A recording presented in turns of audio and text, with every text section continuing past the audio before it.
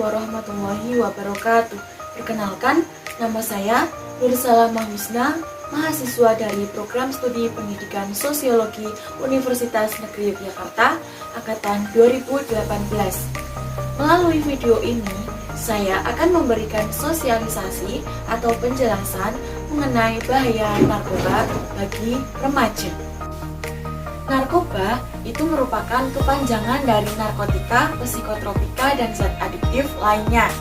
Nah, narkoba itu merupakan obat legal yang sering dijumpai dan digunakan di dalam dunia kesehatan dan juga di dunia kedokteran. Akan tetapi, semenjak dewasa ini, narkoba itu disalahgunakan oleh sebagian anggota masyarakat. Nah, salah satunya di sini adalah remaja. Untuk pengertian dari remaja, kita bisa telusuri dan kita ketahui dari 3 sudut pandang. Yang pertama, itu menurut Peraturan Menteri Kesehatan Republik Indonesia Nomor 25 Tahun 2014 yang menjelaskan bahwa remaja itu merupakan jumlah penduduk dengan rentang usia antara 10 sampai dengan 18 tahun. Kemudian, menurut BKKBN yaitu Badan Kependudukan dan Keluarga Berencana Nasional itu menjelaskan bahwa remaja merupakan jumlah penduduk yang mempunyai usia yaitu di antara rentang 10 sampai 24 tahun dan belum menikah.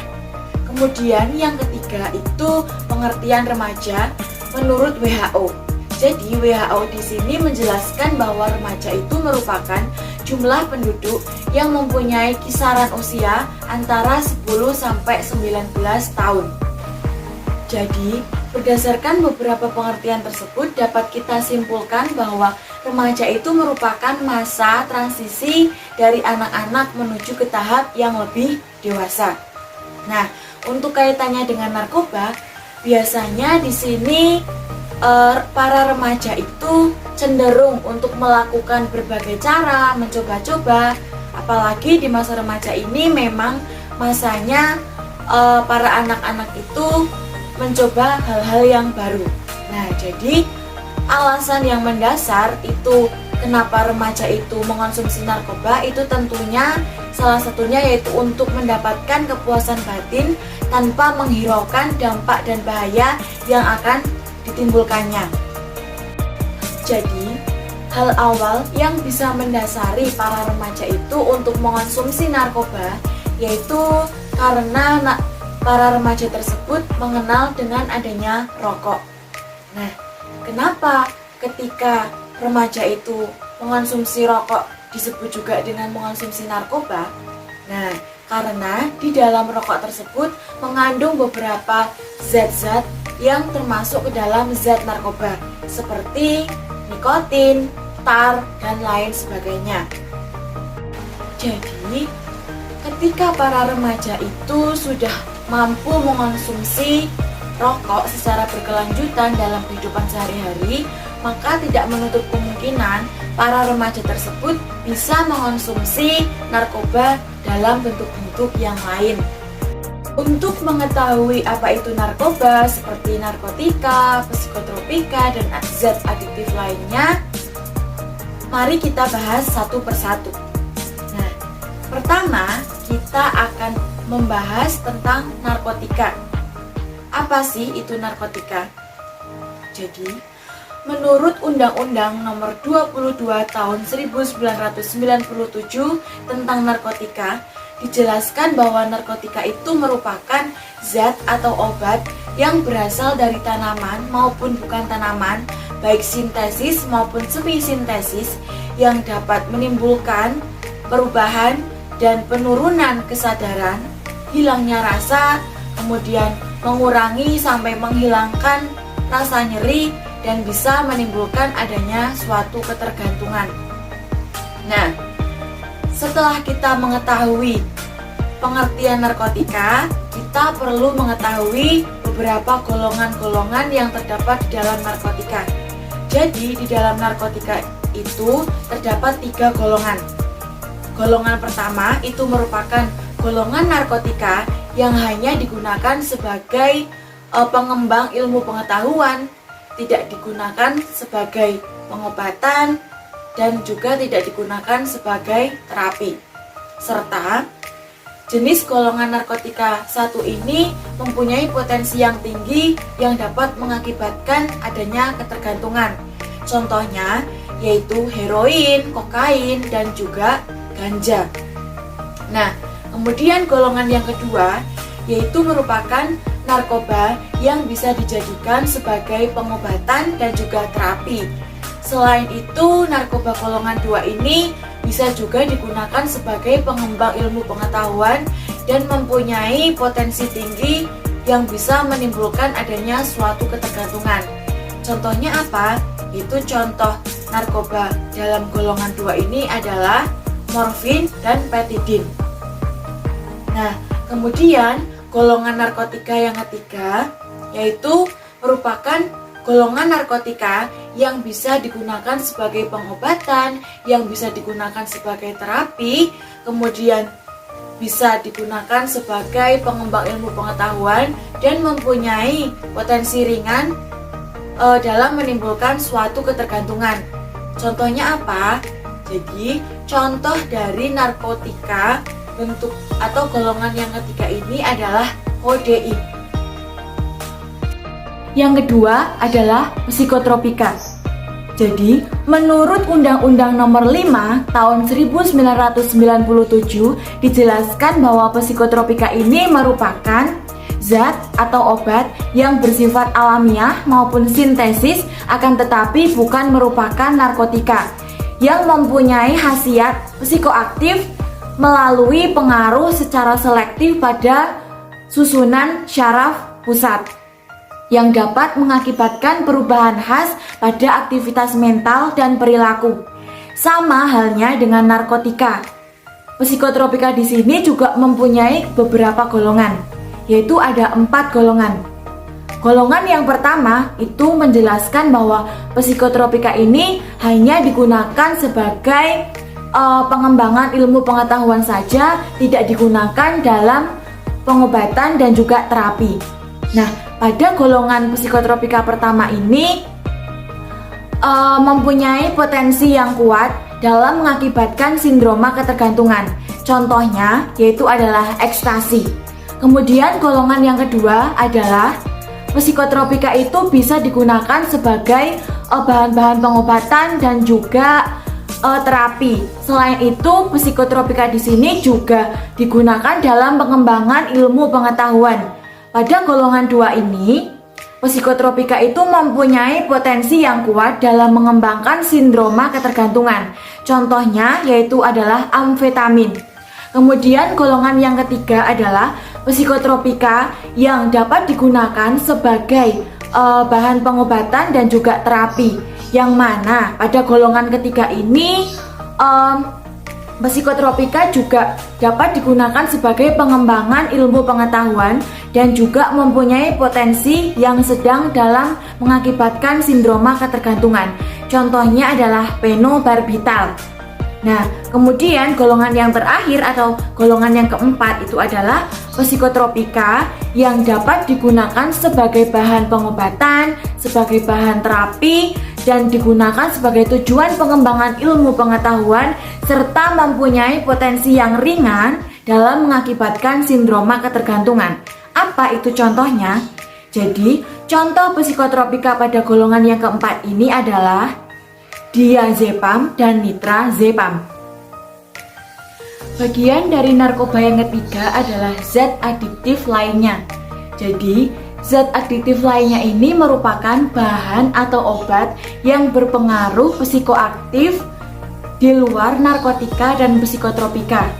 Contoh dari zat adiktif lainnya di sini adalah minuman beralkohol. Nah, untuk minuman beralkohol di sini ini mempunyai pengaruh yaitu dapat menekan susunan pada syaraf pusat. Sehingga apabila minuman beralkohol ini atau zat adiktif lainnya ini digunakan secara bersamaan dengan narkotika dan psikotropika akan memperkuat zat atau obat yang terdapat di dalam tubuh manusia.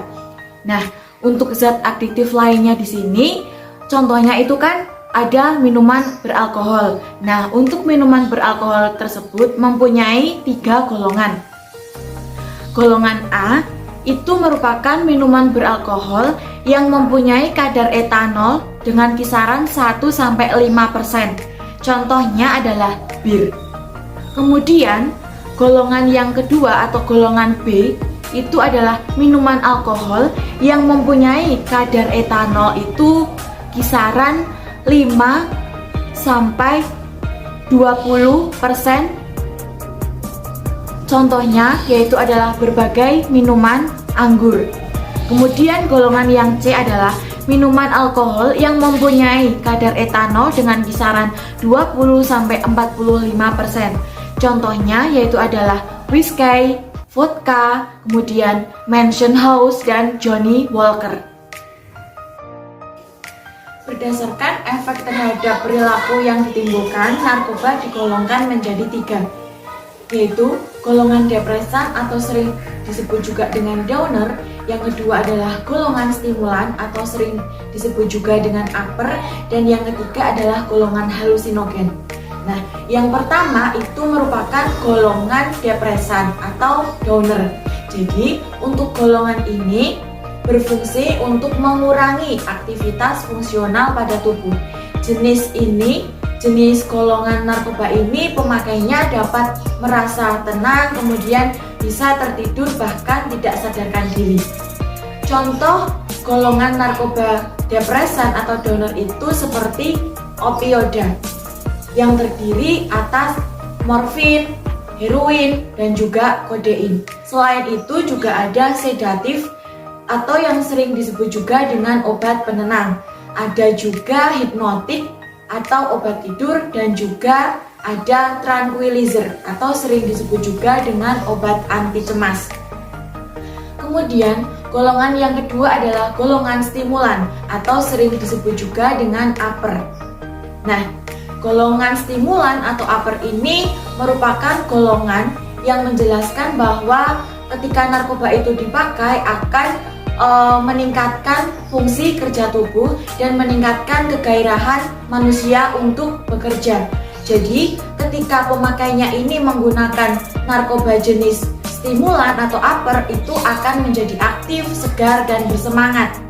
Contoh narkoba dari golongan stimulan atau upper ini seperti amfetamin yang terdiri dari sabu-sabu dan juga ekstasi. Selain itu juga ada kokain.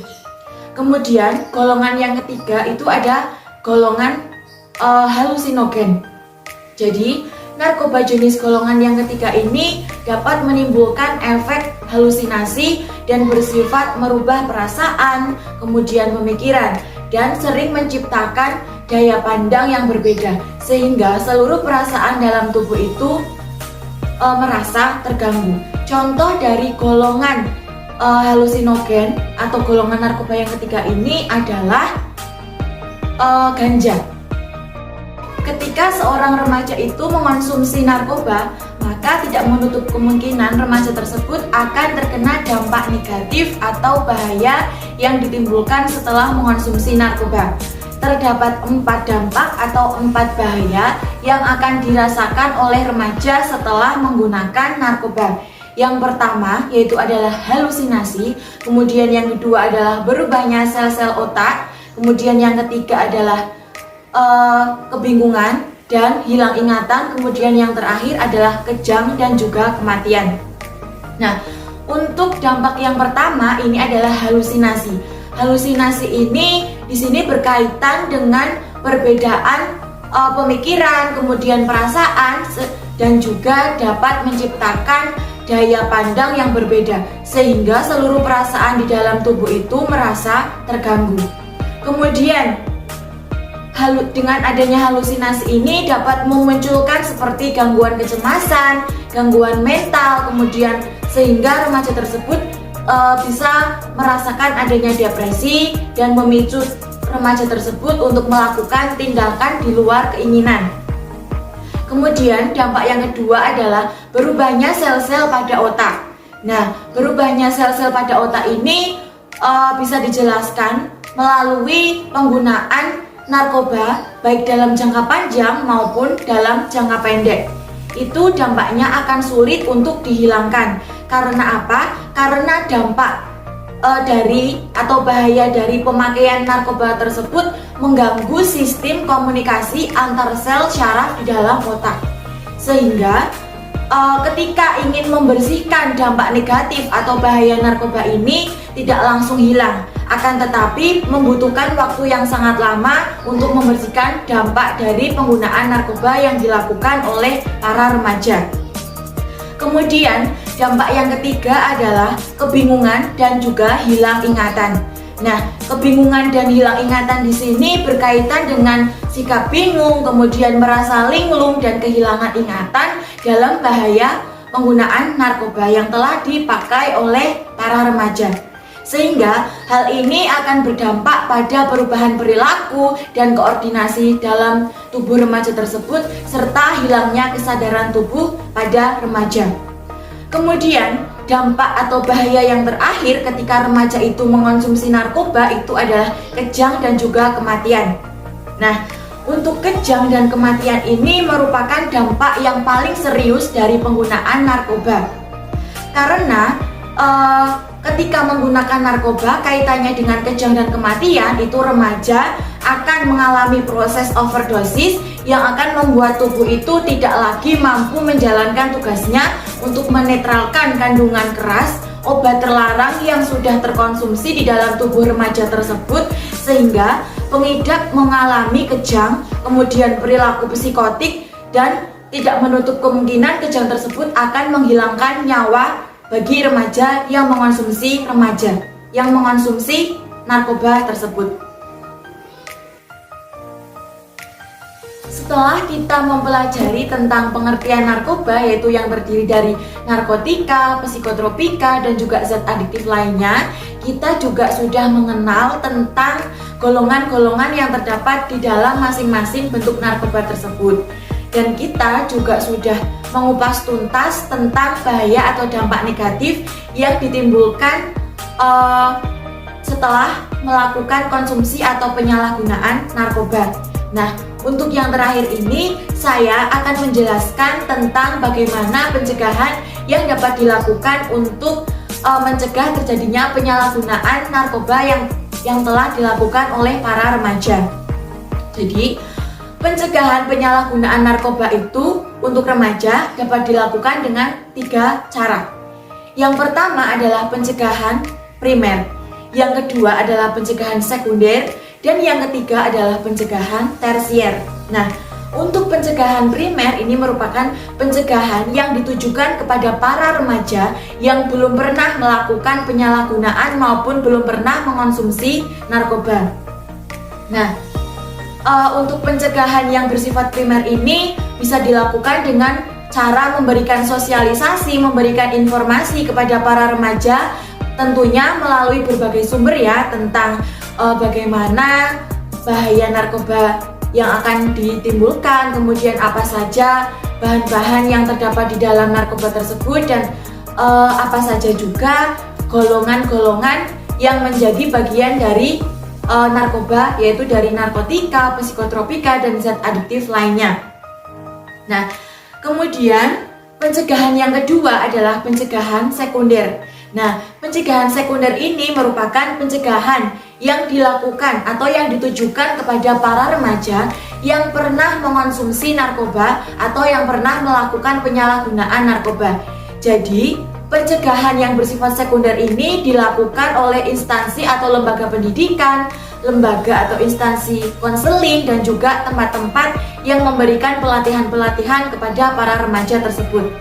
Nah, dengan adanya pemberian kegiatan-kegiatan maupun pelatihan-pelatihan yang bersifat positif ini akan memberikan kemungkinan kepada para remaja itu untuk bisa menghilangkan sedikit demi sedikit tentang kebiasaannya, yaitu kebiasaan mengonsumsi dan menyalahgunakan narkoba. Kemudian, pencegahan yang ketiga atau pencegahan yang terakhir ini adalah pencegahan tersier. Nah, untuk pencegahan tersier ini merupakan pencegahan yang ditujukan kepada para remaja yang pernah melakukan penyalahgunaan dan mengonsumsi narkoba serta kepada remaja yang mengalami ketergantungan terhadap narkoba yang telah dikonsumsinya. Jadi, pencegahan tersier ini dilakukan melalui seperti adanya pengembangan medis, pelayanan medis, kemudian adanya rehabilitasi dan menjaga secara penuh para remaja yang pernah mengalami kecanduan atau penyalahgunaan narkoba itu agar tidak kembali kambuh dan agar tidak kembali sakau. Selain itu, secara umum kita juga bisa melakukan pencegahan terhadap penyalahgunaan narkoba ini di sini, yaitu dengan cara baik dari faktor internal maupun juga dari faktor eksternal. Nah, untuk faktor eksternal di sini ini ditujukan kepada para orang tua. Jadi di sini para orang tua itu harus mengontrol anaknya, jangan sampai lengah bagaimana dia melakukan pergaulan, bagaimana dia bergaul, anaknya itu bergaul dengan siapa, itu harus mengetahui. Baik itu mengetahui secara langsung maupun mengetahui dari informasi dari berbagai teman anaknya tersebut. Kemudian dari faktor internal itu merupakan faktor dari dalam. Jadi kita sebagai remaja itu harus bisa mengontrol diri kita sendiri agar kita tidak lengah, agar kita tidak gampang untuk terpengaruh dari teman-teman yang ada di lingkungan sekitar kita dalam pergaulan. Nah, ketika diri kita sebagai remaja itu mampu menjaga diri kita dengan baik, mampu memperkokoh iman dengan baik, maka kemungkinan terjadinya penyalahgunaan narkoba itu bisa diminimalisir dari diri sendiri. Sekian yang dapat saya sampaikan mengenai sosialisasi atau penjelasan materi tentang bahaya narkoba bagi remaja. Katakanlah say no to drugs untuk kita semua agar kita terhindar dari bahaya narkoba. Semoga video tentang sosialisasi atau penjelasan mengenai bahaya narkoba yang telah saya sampaikan bermanfaat bagi nusa bangsa. Saya akhiri, billahi taufiq wal hidayah. Wassalamualaikum warahmatullahi wabarakatuh.